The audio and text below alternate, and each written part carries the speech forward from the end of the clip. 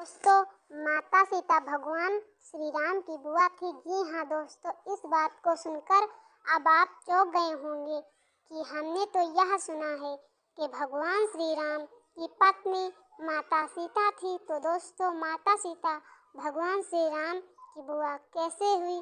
तो दोस्तों, आज की वीडियो में हम आपको बताएंगे दोस्तों भगवान श्री राम की सीता बुआ कैसे हुई। तो आपको इस वीडियो को पूरा देखना पड़ेगा, तभी आपके समझ में आएगा। दोस्तों, इसके पीछे का एक कारण था, और वो कारण क्या था, एक छोटी सी कहानी के माध्यम से हम बताएंगे कि प्रभु श्री राम की सीता माता बुआ कैसे हुई थी। तो दोस्तों, बड़ा ही प्रसंग है, चलिए बताते हैं आगे की कहानी। आपके वंश के राजा एक अज थे। दोस्तों, महाराज अज संतहीन राजा थे, उनके कोई संतान नहीं थी। एक बार महाराज अज वो जंगल में गए, और जंगल में जिस समय पहुँचे तो उनको प्यास लगी, और प्यास के कारण वो एक सरोवर के पास पहुँच जाते हैं। तो दोस्तों, उस सरोवर में एक कमल का फूल खिला हुआ था। तो महाराज अज ने उस कमल के फूल को देखा। महाराज अज कमल के फूल पर मोहित हो गए और उसे पाने की लालसा मन में उत्पन्न हुई। इस फूल को हम अपने हाथों से तोड़ लेंगे। दोस्तों, महाराज अज आगे बढ़े और हाथ बढ़ा करके फूल को तोड़ना चाहा, लेकिन फूल तो थोड़ा आगे बढ़ गया। महाराज अज सोचने लगे अब कैसे फूल को तोड़े, लेकिन उनके मन में लालसा था कि फूल तो हमें जरूर तोड़ना है। तो महाराज अज उस सरोवर में चले जाते हैं, और जैसे फूल के पास पहुंच जाते हैं और फूल तोड़ने के लिए हाथ बढ़ाते हैं तो फूल आगे और बढ़ जाता है। दोस्तों, काफ़ी समय व्यतीत हुआ, तब आकाशवाणी हुई।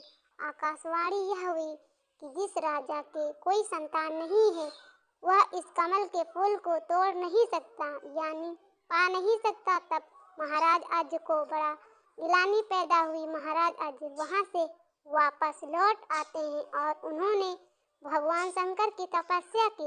जब तपस्या की है, भगवान शंकर इधर विचार करने लगे कि महाराज अज इसलिए तपस्या कर रहा है कि इसको कोई संतान नहीं है। महाराज अज संतान के लिए भगवान शिव शंकर ने धर्मराज से कहा कि आप पृथ्वी लोक पर जाएं और कुछ ऐसा उपाय निकालें जिससे अज के संतान प्राप्त हो जाए, इसलिए अज तपस्या कर रहा है। इतनी बात सुनने के बाद धर्मराज ने अपनी पत्नी को साथ लिया और एक ब्राह्मण का रूप धारण किया और जाकर के पृथ्वी लोक पर आए और एक जंगल में एक सुंदर सी कुटिया बनाकर रहने लगे।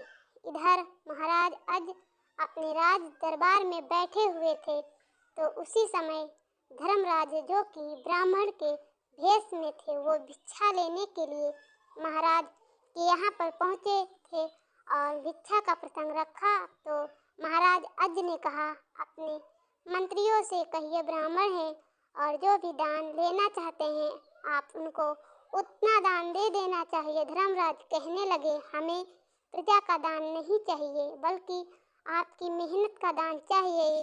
यहाँ तक कि दोस्तों, उनके गले में एक हार पहने हुए थे, उसने हीरा जवाहरात लगे हुए थे। उन्होंने वो हार उतारा और देना चाहा, तभी ब्राह्मण ने मना कर दिया। यह कहा कि महाराज, हमें केवल आपकी स्वयं की कमाई का दान चाहिए। महाराज आज बड़े दुखी हुए, क्योंकि उस समय ब्राह्मण को दान नहीं दे पाए और ब्राह्मण वहाँ से चला गया।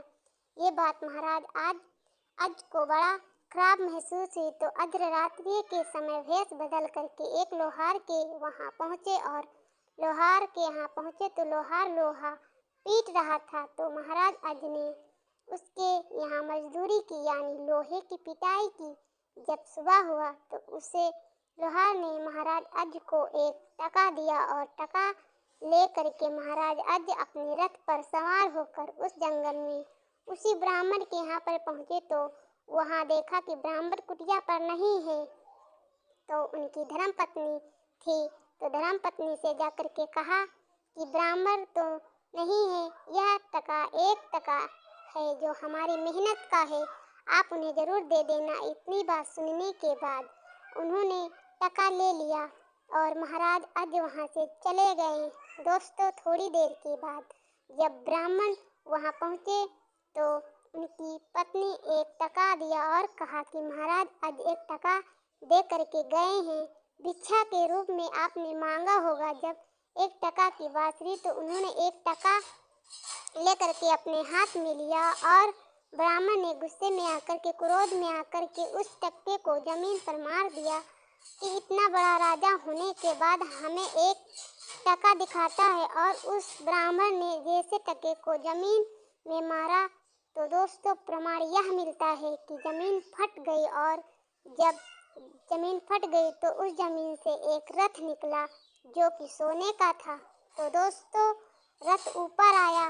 ऊपर आने के बाद वो आकाश में उड़ता हुआ चला गया और आकाशवाणी हुई कि इसके पीछे एक रथ और है, आप उसे निकालें। तो ब्राह्मण ने जमीन को खुदवाया और एक रथ और निकला। दूसरा रथ भी आकाश में उड़ता चला गया। तीसरा भी निकला, वो भी चला गया। ऐसे 9 रथ निकलते चले गए, वो भी सोने के थे। तो दोस्तों और खुदाई ब्राह्मण ने करवाई तो क्या देखा, एक रथ और निकला, वो 10वां रथ था।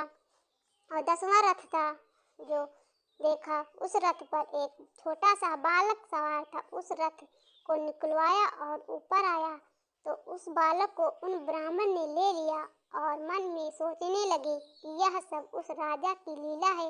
अगर वो एक टका दे करके नहीं जाता तो यह चमत्कार देखने को नहीं मिलता। और उस बच्चे को लेकर ब्राह्मण महाराज अज के यहाँ पहुँचे और उनसे ये कहा कि ये सब आपकी एक टका की देन है, कृपया आप इस बच्चे को अपने पुत्र के रूप में स्वीकार करें। तो महाराज अज ने उस बच्चे को ब्राह्मण से ले लिया। तो उनका जब नाम संस्करण कराया तो उसका नाम दशरथ रखा, क्योंकि दोस्तों दशरथ इसलिए रखा क्योंकि 10वें रथ पर सवार होकर वह बालक जमीन से निकला था, इसलिए उसका नाम दशरथ रखा। दोस्तों इधर महाराज दशरथ का जन्म पृथ्वी से इस प्रकार हुआ था।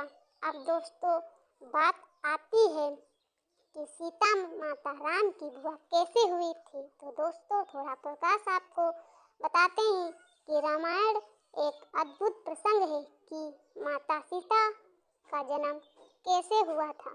दोस्तों इस वीडियो में मैंने ये बताया था कि महाराज जनक ने अपने खेतों में हल चलाया तो जमीन से जमीन के द्वारा माता सीता की उत्पत्ति हुई, यानी जनकपुर सीता जमीन के माध्यम से मिली थी। तो जनक पुत्री माता सीता उधर हुई माता सीता मिली थी और जनक पुत्री माता सीता का जन्म जमीन के माध्यम से हुआ और इधर महाराज दशरथ का जन्म पृथ्वी के माध्यम से ही हुआ था।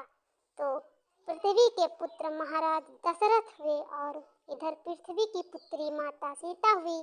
तो दोस्तों यह दोनों पृथ्वी के पुत्र और पुत्री थी, यानी दशरथ भाई हुए और सीता माता दशरथ की बहन हुई। और इधर दशरथ के पुत्र राम ने जब जन्म लिया तो राम अपने पिता की बहन यानी सीता माता बनी राम की बुआ। जैसे कि सामाजिक कुछ रिश्ते ऐसे होते हैं कि हम अपने पिता की बहन को बुआ कहते हैं। इस प्रकार भगवान श्री राम की बुआ माता सीता इस प्रकार हुई। तो दोस्तों अगर आपको यह वीडियो अच्छी लगी हो तो प्लीज़ चैनल को सब्सक्राइब करके बेल आइकन घंटी ज़रूर दबाएं।